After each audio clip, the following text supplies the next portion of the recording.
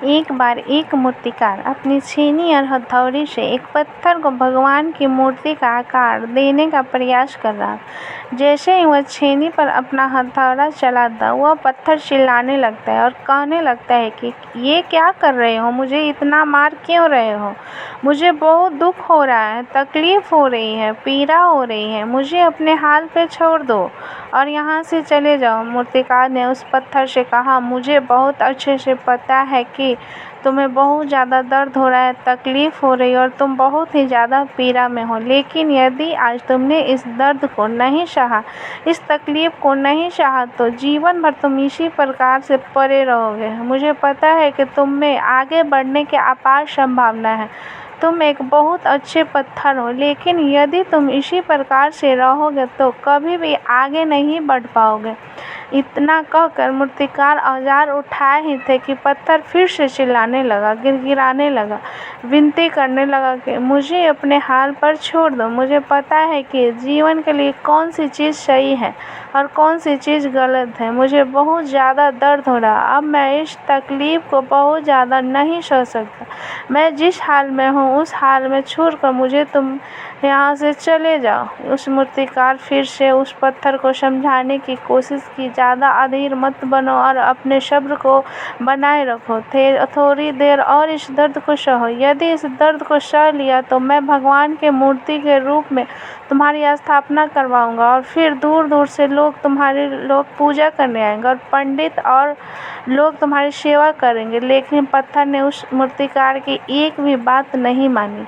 वह चिल्लाता रहा और अपनी बात पर अड़ा रहा। मूर्तिकार ने उस पत्थर को समझाने की बहुत कोशिश की, लेकिन वह पत्थर नहीं माना। अब मूर्तिकार भी थक चुका था और वह उस पत्थर को छोड़कर आगे बढ़ गया और थोड़ी ही दूर जाकर देखा कि एक और बहुत ही अच्छा पत्थर वहाँ पड़ा हुआ है। उसने छेनी और हथौड़ी उठाई और उस पत्थर को मूर्ति बनाने के लिए तैयार हो गया। मूर्तिकार ने छेनी और हथौड़ी का वार दूसरे पत्थर पर जारी रखा। दूसरे पत्थर को भी दर्द हुआ, तकलीफ उससे भी हुई, लेकिन उस पत्थर ने बर्दाश्त कर लिया और देखते ही देखते थोड़ी समय बाद उस पत्थर ने भगवान की मूर्ति का रूप धारण कर लिया। थोड़ी दिन बाद उस मूर्ति की एक मंदिर में स्थापना हो गई। धीरे धीरे करके लोग वहाँ पूजा पाठ करने आने लगे। लोगों की मन्नतें वहाँ से पूरी होने लगी और वह मंदिर ही ज़्यादा प्रसिद्ध हो गया। अब धीरे धीरे करके दूर दूर के गांव से लोग वहाँ पूजा पाठ करने आने लगे। फिर एक दिन और उस पत्थर को उसी मंदिर में लाया गया और उसे एक कोने में रख दिया गया।